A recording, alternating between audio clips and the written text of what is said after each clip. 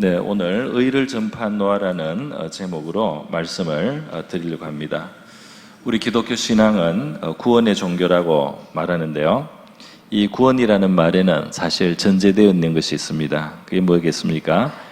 심판이 있다는 겁니다. 이 구원에 들지 않을 때 사실 심판이라고 하는 죄에 대한 심판이라고 하는 이러한 현실이 있는데 거기로부터의 구원을 말하는 것입니다. 그래서 심판이 없다면, 죄에 대한 심판이 없다면 구원이라는 말이 필요가 없는 것이죠.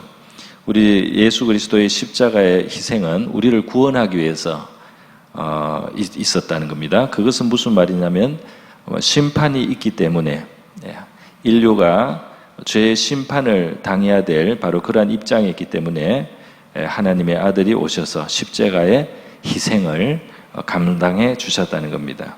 심판이 없다면 십자가 희생을 당하실 필요도 없는 것이죠. 그래서 바로 우리의 구원자 그리스도이신 예수님은 본인이 심판에 대해서도 친히 가르쳐 주셨습니다. 또 복음서를 보면 지옥에 대해서도 예수님은 분명하게 말씀해 주신 것을 우리가 알 수 있습니다. 예수님은 이 죄가 어떤 심판을 초래하시는지를 잘 알기 때문에 하나님의 아들이신 그가 우리의 구원을 위해서 십자가에 달려 죽으셨다는 것입니다. 오늘 이 본문 말씀을 보면은 하나님의 심판과 구원에 대해서 성경의 진리가 굉장히 밀도 있게 기록이 되어 있습니다. 그래서 오늘 저는 이 본문 말씀을 통해서 심판과 구원에 대한 성경의 진리와 또 교훈을 한번 살펴보도록 하겠습니다. 먼저요, 오늘 이 본문 말씀을 보면 하나님은 반드시 심판한다는 것을 나오고 있어요. 그래서 이 하나님의 심판은 반드시 있다. 하나님은 심판을 하시는데 어떻게 심판을 해오셨는가? 과거를 봐도 심판해 오신 역사가 있습니다. 그래서 4절에 먼저 보면 4절에 하나님이 범죄한 천사들을 용서하지 아니하시고라고 되어 있죠. 여기에 천사들이 심판을 받았단 말입니다. 천사들, 범죄한 천사. 이것은 사실 이 세계가 우리 사는 인간의 세계가 창조되기 전에 영적인 세계입니다. 영의 세계, 영계의 천사들이 자유의지를 가졌을 때 하나님을 대적한 그 존재가 나타나서 우리가 지금 사탄이라고 부르는데요. 천사장 중에 하나가 자유의지로서 하나님과 자기를 견주고 자기를 높이다가 타락했습니다. 그래서 이 천사의 타락이 먼저 있었다는 거예요. 그런데 이 천사의 타락이 있자 바로 거기에 범죄한 천사들을 용서하지 아니하시고 지옥에 던져 어두운 구덩이에 두어 심판 때까지 지키게 하셨다. 그래서 이 천사들이 하나님께 도전하고 죄를 범했을 때, 타락했을 때 하나님이 지옥에 가두었다. 그리고 마지막에 그들을 다시 형벌하실 것이다. 지금 지옥도 좋은 곳은 아니지만 이것은 대기 장소와 같습니다. 우리 계시록에 보면 무저갱에 갇혀있던 이 악한 영들이 또 나오는 그런 시간이 나중에 있다고 기록이 되어 있는데요. 천사도 심판을 당했습니다. 그러니까 이 세계가 있기 전의 세계입니다. 영의 세계에서도 천사들도 타락했을 때 하나님이 심판하셨다. 이게 4절에 있고요. 5절에는 또 다른 심판이 있죠. 이것은 옛 세상이라는 표현이 되어 있습니다. 옛 세상을 용서하지 않고 오직 의를 전파하는 노아와 그 7 식구들을 보존하시고 이렇게 되어 있습니다. 그래서 옛 세상, 이 옛 세상은 어떤 의미냐면 이 인간이 사는 이 세계가 지어진 이후로 구분을 할 수가 있습니다. 옛 세상과 지금 세상을 구분을 할 수가 있어요. 옛 세상은 하나님이 한번 온 세계를 심판하기 전에 세계를 옛 세상이라고 하는 겁니다. 이때 홍수를 주셔서 온 세상을 한번 다 심판하고 노아와 그 가족만 살아남은 것으로 그렇게 창세기 기록이 남아 있습니다.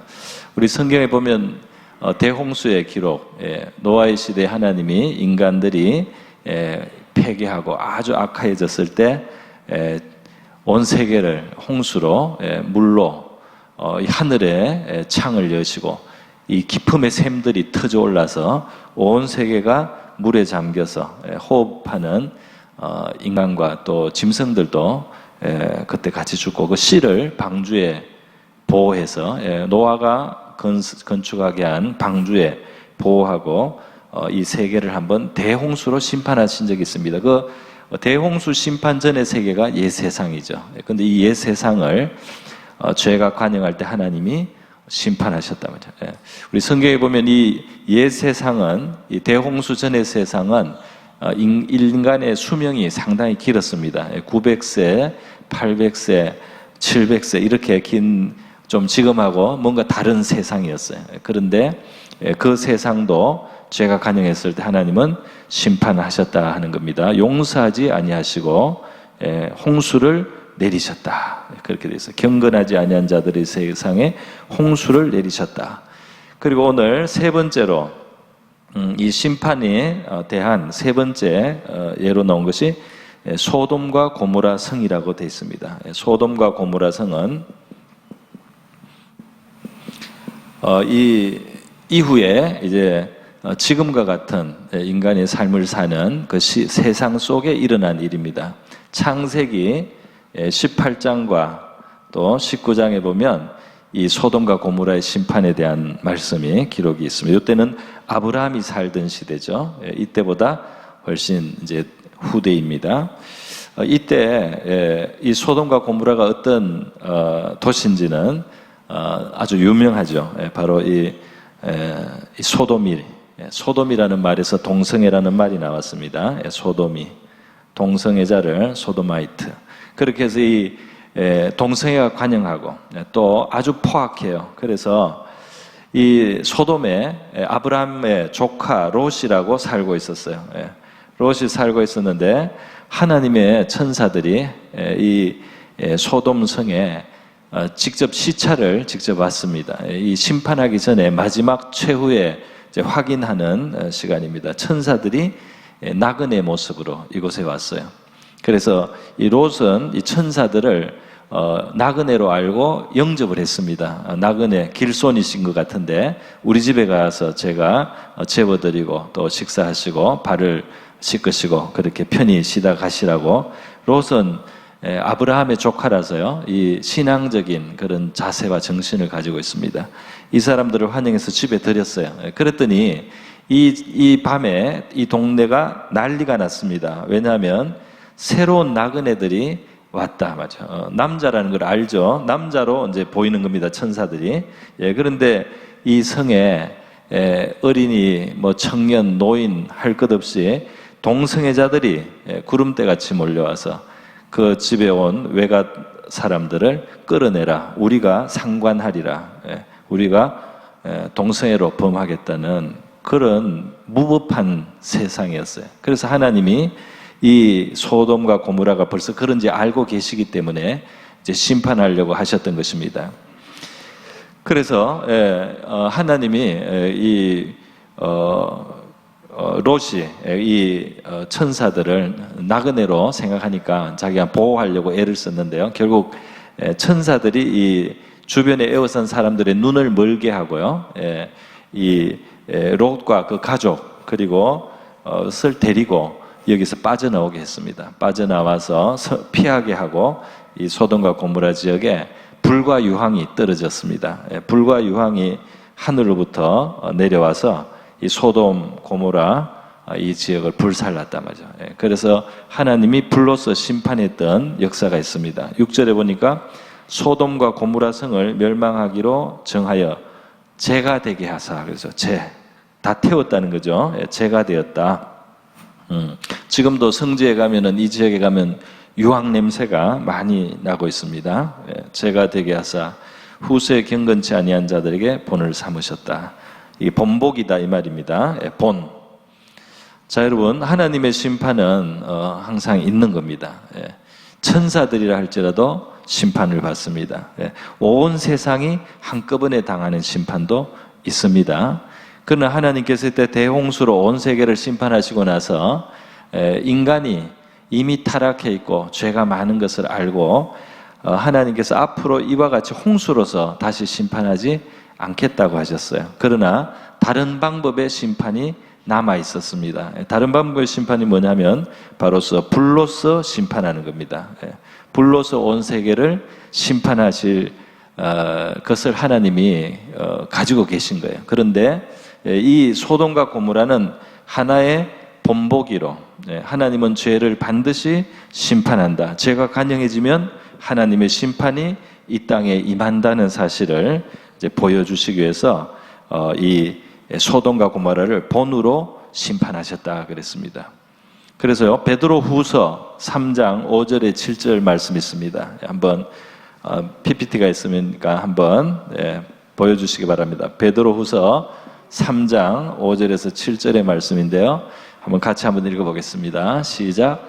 이는 하늘이 예로부터 있는 것과 땅이 물에서 나와 물로 성립된 것도 하나님의 말씀으로 된 것을 그들이 일부러 이절에 하면, 자, 요거 설명드리겠습니다. 자, 이게 무슨 말이냐면 하나님이 온 세상을 심판한다는 건 말이 안 된다. 온 세상을 어떻게 물이 다 덮냐, 이렇게 생각하고 심판이라는 건 있을 수 없어, 이렇게 말하는 사람들에게 지금 하는 그 설명이에요. 반박이에요. 뭐냐면 이 세계가 처음 창조될 때 물에서부터 땅이 나왔다. 땅이 물에서 나왔다. 처음에 창세기 1장에 보면 온 세계가 물에 덮여 있어요. 그런데 하나님이 이 육지를 끌어내신 겁니다. 울룩불룩하게 만들어서 이제 드러나게 만들었어요. 그래서 원래 물이라고 하는 것이 이 세계에 엄청나게 많이 있는 겁니다. 그리고 하늘에도 보관되어 있습니다. 어떤 방법으로 하늘에도 있고, 그리고 깊음의 샘이 또 밑에 있습니다. 이 지구 밑에. 그래서 하나님이 이거를 다 끄집어내면은 지구가 물에 덮일 수 있다. 지금 그거를 말하는 겁니다. 그래서 그것을 잊어버리고 하나님이 그런 큰 심판을 할 수 없었다. 또 앞으로도 없을 것이다. 이렇게 말하는 사람들에게 원래 이 세상은 물에 덮여 있었던 세상이다. 그걸 지금 말하는 겁니다. 6절 읽습니다. 시작. 이로 말미암아 그때 세상은 물이 넘침으로 멸망하였으되. 그다음에 7절로 갑니다. 시작. 이제 하늘과 땅은 그 동일한 말씀으로 불사르기 위하여 보호하신 바 되어 경건하지 아니한 사람들의 심판과 멸망의 날까지 보존하여 두신 것이라. 하나님은 죄가 간영해질 때 언젠가 이 인류의 마지막이 올 때가 있습니다. 그때 불사른다고 했습니다. 불사른다. 하나님이 하늘에서 불을 내리기도 했고요. 보니까 우리 이 지구 자체 안이 사실 불덩어리예요. 불덩어리고 지금 인류가 만들어 놓은 핵무기가 불덩어리입니다. 이 불이 지구를 다 불사르고도 남을 만큼 이미 불이 숨어 있습니다. 그래 이것이 언젠가 마지막 날에는 이 불들이 심판의 도구가 될 것이다 하는 것을 베드로에게 하나님이 계시해 주신 겁니다. 그래서 여러분, 이 심판은 반드시 있단 말이죠. 이 세계의 심판이 있단 말이에요. 영의 세계도 있고 온 세계적인 심판이 있었고 또 앞으로 있을 것이고, 또 하나님은 이 역사 속에서 한 번씩 어느 지역을, 어느 민족이나 나라를, 어느 도시를 특별히 하나님이 때가 되었을 때 심판하시는 순간이 있습니다. 그래서 죄가 도를 넘어갈 때 하나님이 본보기로 심판하신 일들이 이 땅에 있어 온 것을 성경이 말씀하고 있어요. 자, 그래서 심판은 있는데 이제 중요한 것은 이렇게 어느 도시나 나라와 혹은 민족이나 혹은 온 세계가 심판당하는 것만 심판이 아니죠. 바로 우리 한 사람 한 사람의 개인도 심판이 있습니다. 그것을 보통은 우리가 죽음을 통과해서 하나님 앞에 우리의 영혼이 갈 때 심판을 받게 되는 것입니다. 히브리서 9장 27절, 히브리서 9장 27절도 준비가 되어 있죠. 우리 같이 한번 읽겠습니다. 시작. 한 번 죽는 것은 사람에게 정해진 것이요 그 후에는 심판이 있으리. 그러니까 이 하나님의 심판 때 우리가 서야 될 모든 존재들이다 하는 이 사실을 우리 저와 여러분이 항상 기억할 수 있기를 바랍니다. 제가 시작할 때 시작 기도하기 전에 말씀을 드렸고 마음속에 드는 말씀입니다. 사실 우리 믿는 사람은 지금이 기회입니다. 지금 언제나 믿음으로 살기로 결단할 수 있습니다. 할렐루야. 지금 어떤 상황, 어떤 처지를 할지라도 나는 하나님을 믿는 믿음으로 살겠다. 지금 결단할 수 있는 줄 믿습니다.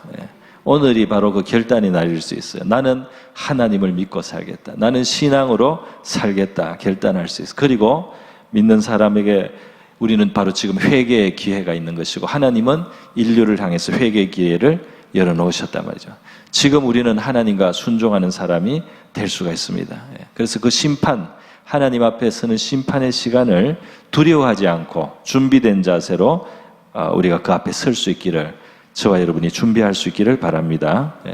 현재를 믿음의 결단으로 살고요. 우리는 미래를 바라봅니다. 이 지금 그냥 이대로 계속 가는 것이 아닙니다. 심판의 날이 있단 말이에요. 온 세계도 심판을 받고 우리 한 사람 한 사람 개인도 심판을 받는 바로 그 순간이 온다는 겁니다. 그러니까 성경적으로 말하면 온 세계가 심판당한 날은 예수님께서 재림하시는 날이다 말이에요. 그 날이 인류의 앞에 기다리고 있다.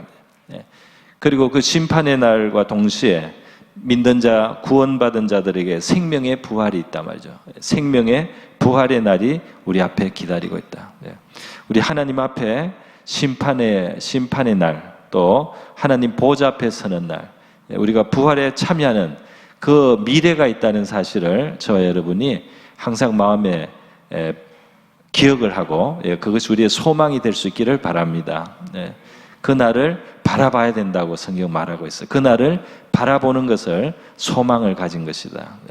그리고 부활하신 예수님처럼 우리가 변화되는 그 날이 온다고 말씀하고 있습니다. 우리가 주님 안에 살다가 주님과 같이 부활에 참여하는 그런 저희가 될 수 있기를 바랍니다. 자, 그래서요, 바로 이렇게 심판이 있다는 사실이 오늘 본문에서 이렇게 여러 가지 형태로 표현이 되었습니다. 이제 한 가지 더 보기를 원하는 것은 이 심판이 일어날 때 구원이 함께 일어납니다. 심판이 일어날 때 구원이 있습니다. 심판과 구원이 함께 베풀어지는데 어떤 자들이 구원을 받는가 하는 것입니다. 어떤 자들이 구원을 받는가. 그것이 바로 우리 5절과 또 6절에서 우리가 한번 볼 수가 있어요. 4절에는 범죄했다. 천사들이 범죄했기 때문에 범죄가 심판의 이유가 됩니다. 그런데 5절에 보니까 바로 경건하지 아니한 자들의 세상에 홍수를 내리셨다 돼 있죠. 그러니까 결국 이 심판의 대상이 무엇이냐? 경건하지 않은 겁니다. 경건하지 아니할 때 그 세상이나 그 개인은 심판의 대상이 된다는 거예요. 경건하지 않으면 심판의 대상이 된다 말이죠. 하나님은 심판하시게 된다는 겁니다. 자, 그리고 그래서 노아와 그 7 식구를 하나님이 보존하시고 5절에 보면 경건하지 아니한 자들의 세상에 홍수를 내리셨으며 돼 있죠. 그러니까 바로 노아와 그의 가족은 경건했고 나머지 사람들이 경건하지 않았기 때문에 경건하지 않은 세계가 심판을 당했다. 이렇게 말씀을 하고 있습니다. 그죠? 자, 그리고 6절에도 나오고 있습니다. 6절에는 어떻게 심판하셨습니까? 6절에 보니까 소돔과 고모라 성을 멸망하기로 정하여 재가 되게 하사 불로 심판하셔서 재가 되었다는 거죠. 이때는 이제 홍수, 이때는 재. 심판의 도구는 굉장히 다양해요. 우리 하나님의 수단이 굉장히 많습니다. 그래서 재가 되게 하셨는데요. 후세 경건하지 아니한 자들에게 본을 삼으셨다. 그러니까 여기도 경건하지 않았기 때문에 심판당했다는 것을 말씀하고 있죠. 경건하지 않으면 심판의 대상이 된다 그랬어요. 특별히 7절에 더 추가되어 있습니다. 무법한 자들의 음란한 행실로 말미암아. 그래서 무법하다 그리고 음란하다 그렇게 말했습니다. 이것이 경건하지 않은 내용에 또 들어가겠습니다.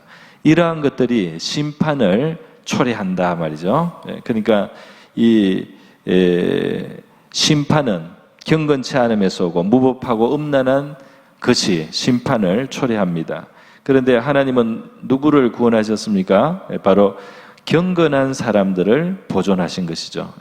경건한 사람을 보존하셔서 했고, 또 7절에 보면 의로운 롯이라고 되어 있습니다. 의인입니다. 의로운 롯을 건지셨다.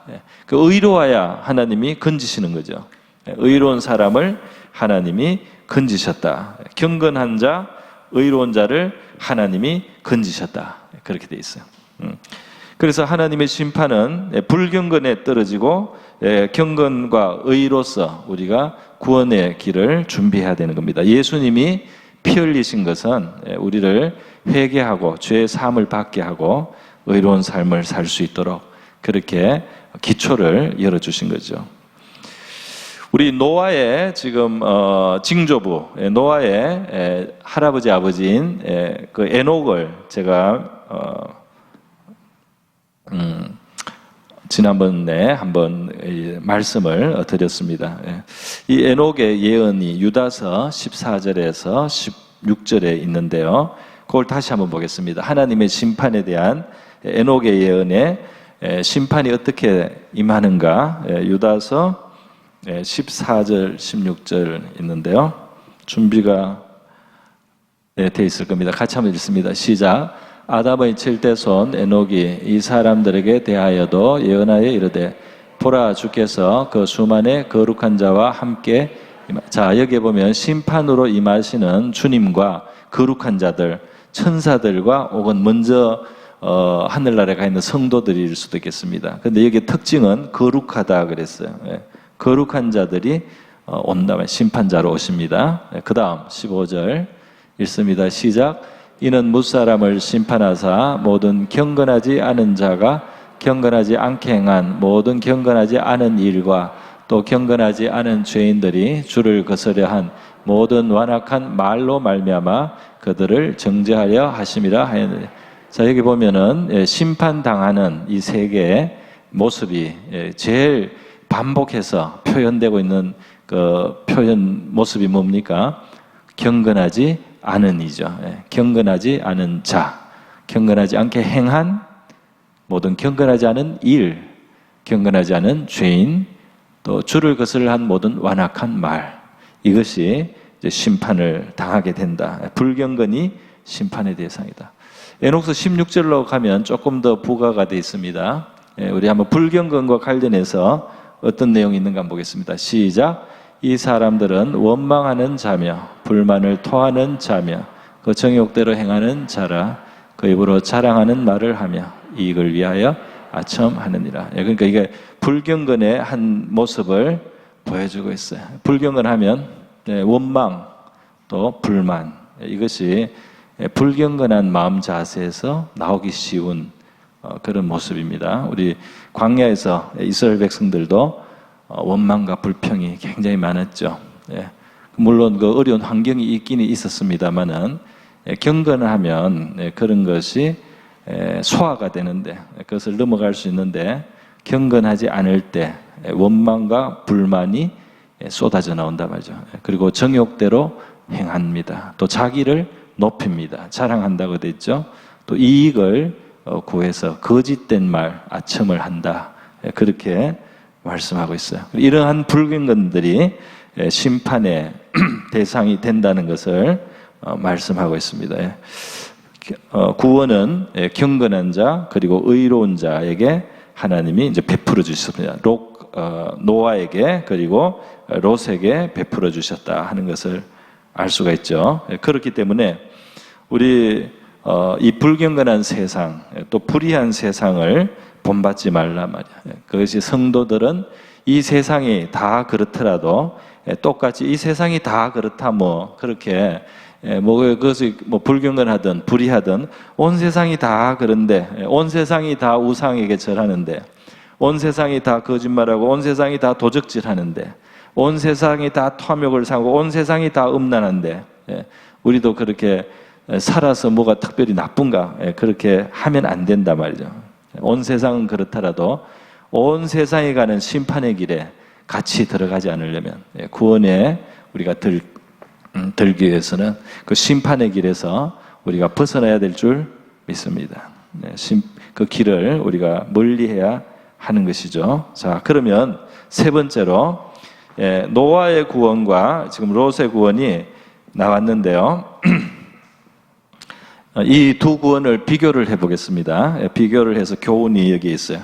어떤 교훈이 있느냐 하면, 노아가 받은 구원은 상당히 영광스러운 구원이에요. 롯도 구원을 받기는 받았는데, 이 불벼락이 떨어지는 소돔에서 빠져나오긴 했는데, 이 롯이 받은 구원은 좀 부끄러운 구원이라고 할 수 있습니다. 영광스러운 구원과 부끄러운 구원이 대조가 된단 말이에요. 그걸 제가 한번 설명드려 보겠습니다. 두 사람 다 이 세상이 이때 너무 온 세상이 타락했고, 이때도 소돔 고모라 성이 너무 타락해서 정말 자기와 자기 가족밖에 구원을 못 시켰어요. 자기와 자기 가족밖에는 구원받을 사람이 없었단 말이죠. 그런데 정말 너와 내 집이 구원을 받으리라, 주 예수를 믿어라, 그러면 너와 내 집이 구원을 받으리라. 그것이 이제 성경에 약속된 말씀이잖아요. 자, 그런데 오늘 보니까 어떻게 이 가족이 구원됐으면, 노아는 노아 자신, 그리고 자기 아내, 세 아들, 그리고 그 세 아들이 결혼을 해서 아내들을 다 맞아서 세 며느리가 있었습니다. 그래서 노아 부부와 세 아들의 부부해서 8명이 구원을 받았습니다. 그래서 다 구원받았어요. 다 구원받았습니다. 그런데 롯은 어떻습니까? 롯은 천사들이 이제 심판이 오늘 밤에 떨어지니까 가족을 다 데리고 피신을 해라. 그리고 이제 그걸 알려준 겁니다. 그래서 지금 나가면 되는 거예요. 그래서 롯이 아내와 함께 나오고, 이제 두 딸이 있었는데, 이 집에는 딸만 둘 있는데 약혼한 남자들이 있습니다. 소돔성에. 그래서 거의 사위인 겁니다. 약혼을 했기 때문에 법적으로는 사위예요. 아직 결혼식은 안 했습니다. 그래서 같이 살지는 않지만 사위라고 할 수 있습니다. 그런데 말이죠, 이 사위 두 사람이 롯의 말을 믿지 않습니다. 심판이라니 무슨 자다가 봉창 두드리는 소리입니까? 그렇게 심판이 어떻게 있어요? 뭐가 하나님이 심판을 한다? 지금까지 아무 일 없었는데 심판이 있다고요? 아무 일 없다가 심판이 있습니다. 원래 아무 일 없다가 심판이 있는 겁니다. 그래서 심판이 올 때 이 사위 둘이가 말을 안 들었어요. 그러니까 그만큼 롯이 이 사위들에게 신의가 좀 부족했는지 모르겠습니다. 이 장인의 말을 곧이곧대로 믿지 못하는 그런 상황이 있었어요. 그게 안타깝고요. 그래서 이 사위들은 따라 나서지를 않았습니다. 그런데 아내가 나섰는데, 아내가 빠져나오다가 유황불이 떨어지는 그 성을 뒤돌아보지 말라는 하나님의 말씀이 천사를 통해서 주어졌는데요. 그 말을 불순종했어요. 그래서 무슨 미련이 있는지 뒤를 돌아봤습니다. 그래서 죽었어요. 그래서 이 아내를 잃습니다. 이 구출되는 과정에서 아내가 죽은 거죠. 그리고 사위는 못 건졌습니다. 딸 둘하고 자기만 나왔어요. 그래서 이 롯의 구원은 조금 아쉬운 면이 있다 이 말입니다. 자, 그런데 이 두 사람이 어떤 차이가 있느냐를 한번 보겠습니다. 창세기 6장 9절을 보겠습니다. 창세기 6장에 보면 노아에 대한 표현이 있는데요. 한번 보겠습니다. 한번 읽습니다. 시작. 노아의 족보, 노아는 의인이요 당대 완전한지라.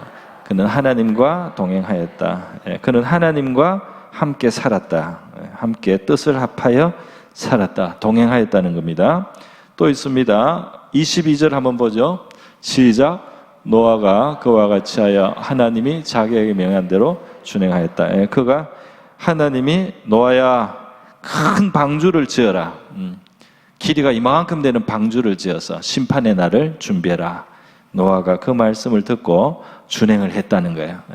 그러니까 노아는 순종하는 자로서 하나님과 더불어 사는 의인이었단 말이죠. 롯도 의인이기는 합니다. 롯도 의인이긴 해요. 오늘 본문에도 보면 8절에 롯에 대한 겁니다. 7절에 고통당하는 롯이라고 그랬어요. 너무 타락한 세계 사니까 고통스러워요. 의로운 마음으로 원래 가진 사람인데 아브라함과 함께 살면서 원래 조카로서 신앙을 배운 사람이에요. 날마다 그 소돔 사람들의 불법한 행실을 보니까 또 들으니까 마음이 상했다 그랬어요. 그죠? 그래서 롯이 의인이라는 것은 분명히 말씀하고 있습니다. 의롭다. 그러나 이 롯이 구원받은 것을 보면 창세기 19장에 보면 말이죠. 창세기 19장에 29절에 보면 롯의 구원에 대해서 이렇게 되어 있습니다. 같이 읽습니다. 하나님이 그 지역에 성을 멸하실 때, 그 롯이 거주하는 성을 엎으실 때 하나님이 아브라함을 생각하사 롯을 그 엎으시는 중에서 내보내셨더라. 그러니까 롯이 구원을 받는 데 있어서 아브라함의 역할이 있었다는 거예요. 아브라함이 하나님 앞에 하도 믿음의 삶을 살고, 또 이 소돔성이 멸망당하기 전에 소돔성을 어떻게 하든 한번 살려보려고 하나님 앞에 간절히 중재를 했습니다. 오늘 중보 기도를 해줬습니다. 그 의인이 조금만 있어도 하나님 희망이 있지 않습니까? 용서해 주십시오. 의인을 죽게 할 수는 없지 않습니까? 하고 이 의인을 10명까지 줄여가면서 10명만 있어도 멸망당하지 않게 해달라는 그런 강구를 통과시켰습니다. 아브라함이 그까지 했어요. 그러나 소돔에는 의인이 10명이 없었던 거죠. 10명이 없었고, 그리고 멸망을 당하지만 이렇게 하나님 앞에 충성된 아브라함을 생각하셔서 하나님은 그 조카인 롯을 생각하셔서 이 불심판에서 피하게 하셨다. 그러니까 아브라함의 덕을 봤다 이 말입니다. 덕을 보고 구원받은 거예요. 그래서 불타는 정말 아궁이에서 불이 연기가 술술 나고 시커멓게 끓다가 겨우 빠져나온 셈입니다. 그래서 사위들은 못 건졌고 아내는 나오다가 죽었어요. 불심판은 받지 않았지만 불순종으로 아내는 심판을 받았습니다. 이렇게 두 사람은 차이가 있단 말이죠. 이렇게 차이가 있는데 나중에 살아가는 걸 보면 또 차이가 납니다. 이 노아는 새로운 세계, 홍수 심판 이후에 세계가 이제 다시 펼쳐졌을 때 주인공이 되죠. 주인공이 되고 하나님이 그를 축복하십니다. 새로운 세계를 여는 아주 아름다운 그런 지위를 얻고 그러한 일을 하게 되죠. 그런데 롯은 어떻습니까?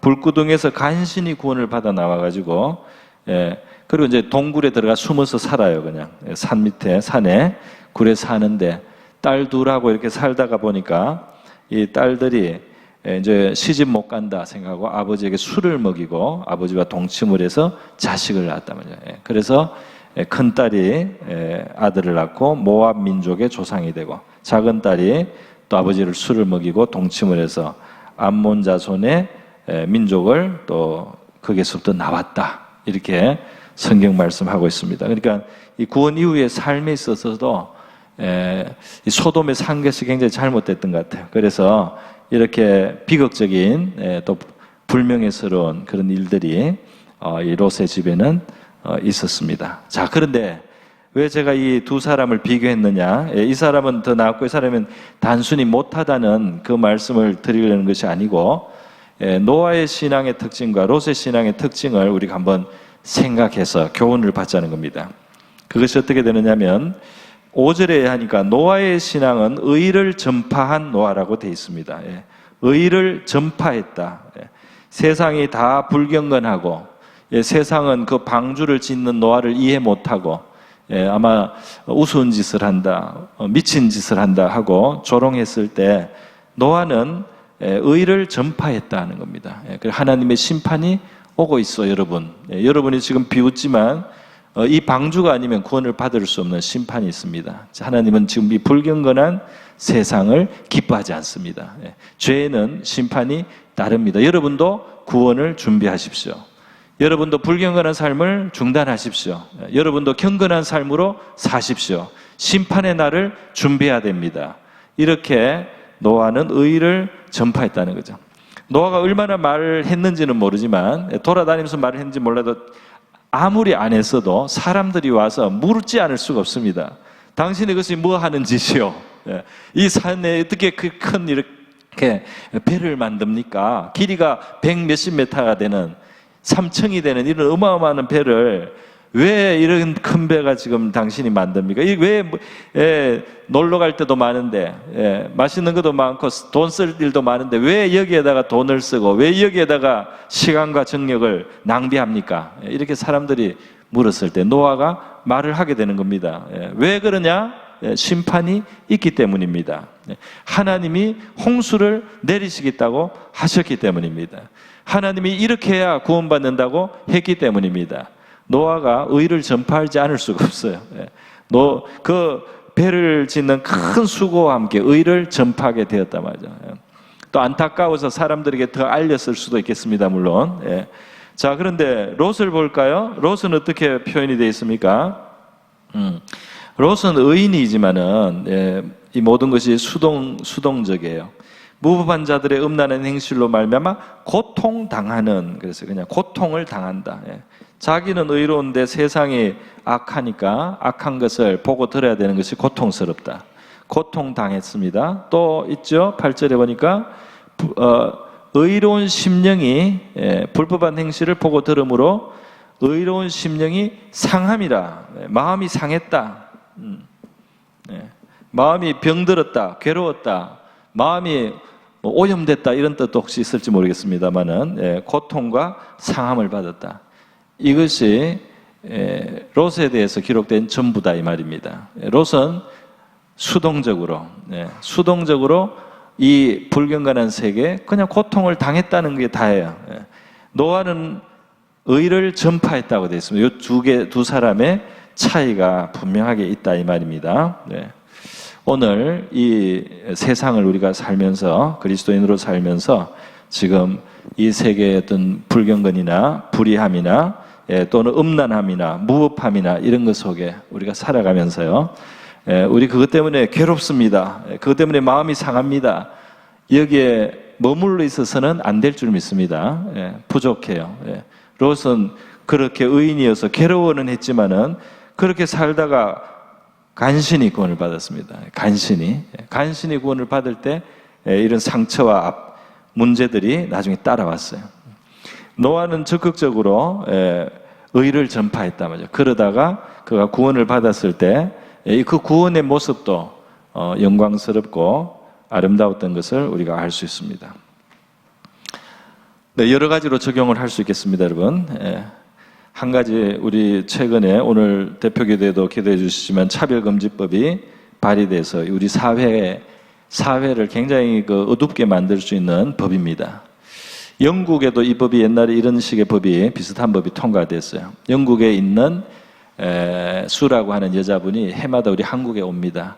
영국이 처음에 이런 법이 세워질 때 대수롭지 않게 생각하고 그냥 넘어가서 지금 영국은 완전히 망했습니다. 교회는 완전히 죽어가고 있습니다. 대한민국은 제발 이것을 막아내십시오. 그거를 말하려고 계속 오는 사람이 있어요. 영국에서. 그렇게 여러분, 이것이 차별금지라 얼마나 이름이 좋습니까? 차별이 나쁘지, 차별금지. 그런데 이 안에 내용을 들여서 볼 때 사실 우리나라에 지금 이미 교육받는 데 있어서나 또 직장 가지는 데 있어서 차별당하지 않도록 법들이 수십 개가 있습니다. 그래서 현실적으로 그렇게 차별을 안 당해요. 갈 수 있어요. 동성애자도 직장 가질 수 있습니다. 학교 가는데 문제 없습니다. 다만 이 법은 사실 동성애를 지지해주고 그리고 동성 결혼을 합법화해 줍니다. 그리고 동성애를 반대할 자유를 뺏어가는 거예요. 그래서 사실은 이 법의 본질은 뭐냐 하면은 동성애 반대 처벌법입니다. 동성애 반대가 처벌당하게 하는 법이에요. 신학교에 동성애자가 입학을 할 수 없다. 우리 기독교인이어야 되고 최소한 동성애자는 신학생이 될 수 없다. 차별이 되는 거죠. 차별법에 의하면 차별이 된다면 신학의 교수도 동성애자라는 걸 알아도 그 동성애자라는 것 때문에 임용을 안 하면 차별금지법에 걸린다 이 말이에요. 동성애가 죄라는 것을 말하면 불법이 된다라고 우리 반대하는 측에서 굉장히 강하게 했더니 교회 안에서는 하게 놔두겠다. 뭐 개인적으로 전도할 때는 말해도 괜찮게 하겠다. 그런 거는 터치 안 하겠다. 이렇게 살짝 끝을 완화시켰습니다. 그런 것도 있어요. 그러나 그렇더라도 우리 교회 설교 중에 동성애가 죄라는 성경의 말씀이 온라인으로 나가면 이 처벌법에 또 걸립니다. 일반인들에게 나가면 안 되는 거예요. 밖으로. 그렇게 되는 거예요. 그리고 사람들이 내가 그 말하는 것을 듣고 마음에 상처를 받았다 이러면 언제라도 소송을 걸 수가 있게 됩니다. 동성애가 죄라는 그 말이 나한테 상처가 되었습니다. 교회에 들어와서 말이죠. 동성애자가 들어와서 앉아가지고 목사님이 동성애가 죄라고 해서 나는 상처받았습니다. 그래서 소송을 걸면 그때 걸리는 겁니다. 그래서 결국은 이렇게 아닌 것처럼 만들었어요. 포장을 했지만 차별금지법은 동성애를 반대하는 우리 기독교회의 독약과 같아요. 그리고 사회를 이제 병들게 하는 겁니다.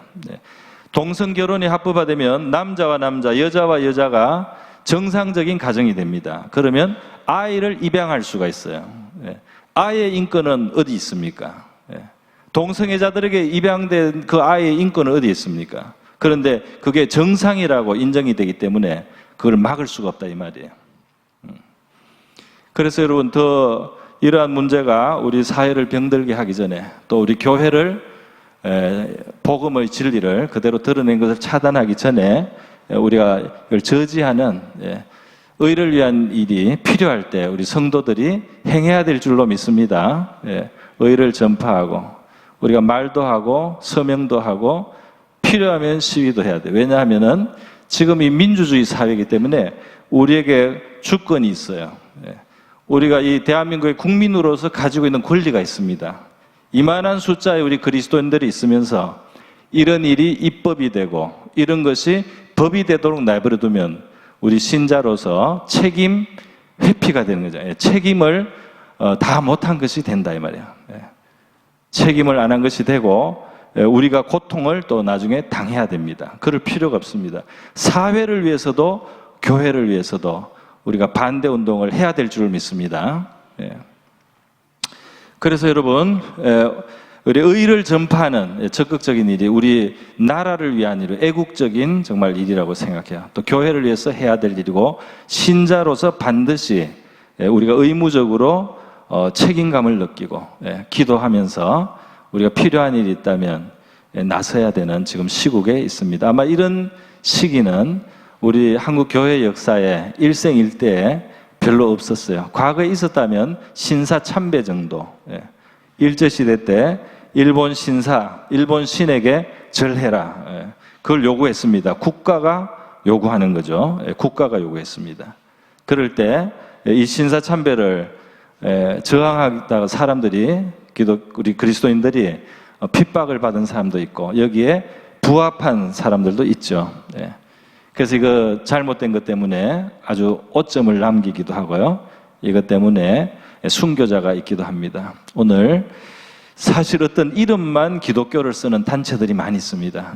그런 단체 81개 단체가 동성애 이 차별금지법 이거 입법 찬성한다고 성명을 냈어요. 성명을 냈습니다. 또 그런 단체 중에 하나 KNCC라고 유명한 단체가 있는데요. 그 단체에서 왜 빨리 입법을 하지 않느냐 이렇게 하고 있습니다. 오늘 본문에 보면 1절에서부터 3절에 거짓 선지자 있지 않습니까? 거짓 선지자들이 나타나가지고 거짓 스승들이 나타나가지고 이 죄를 죄가 아니라고 한단 말이에요. 호색하게 하고 이 불의한 것을 따르게 하고 멸망을 취하게 하는 이런 거짓 선지자들이 있다. 옛날에도 있었고 지금에도 있다 이 말입니다. 그래서 그러한 소리에 우리가 미혹을 받지 않아야 되겠고요. 우리 성도들이 힘이 있고 또 시간이 있는 여러분이 활용하셔가지고 이것을 저지하는 일에 적극 함께 하시기를 바랍니다. 하나님도 이것을 중요하게 분명히 생각하실 거예요. 그래서 우리 의를 전파하는 저와 여러분 될 수 있기를 바랍니다.